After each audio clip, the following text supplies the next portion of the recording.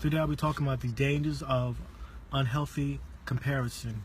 We live in a society where we have individuals comparing their intelligence, their looks, their success, their ministries, their social media following to other people.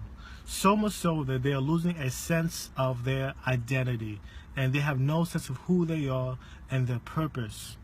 And what we need to remember for these individuals is that they forget that they don't understand the cost that it took for that individual to be successful. They don't understand the cost, the detour, the process, the pressure, the pain that it took to be successful. Because some people that are famous are not necessarily successful, or some people that are successful are not necessarily famous. So you could be famous and not successful. You could be successful and not famous. And so there's a distinction here. So be clear about that. Second thing is, we see this example of unhealthy comparison in the Bible. We see it with King Saul and his servant David. King Saul, he's the king at the time in Israel.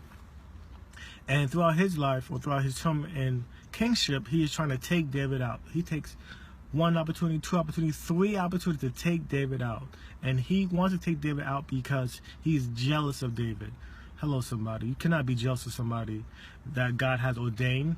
But here we have Saul, King Saul, who's in a higher position, a higher level than David, but yet he's jealous than David. And he tried to take David out several times.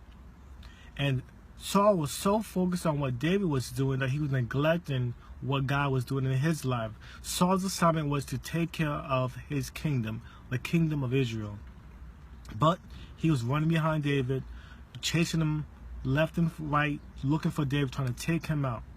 And he missed what God has for him. So I'm going to tell you, people of God, friends, followers, don't miss what God has for you. Don't undervalue the places that God has in store for you. Don't neglect what God has in store for you. Embrace where God has in store for you. Embrace where you are right now in this season.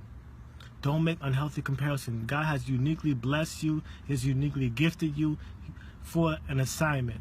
You have been chosen for such a time as this. He has uniquely crafted you for your assignment. There is no other you. The person that you should be competing with every day is yourself. You should be a better you every single day, not the next wonder or anything. Be a better you every single day. The man or the woman in the mirror is the person you need to change. God bless.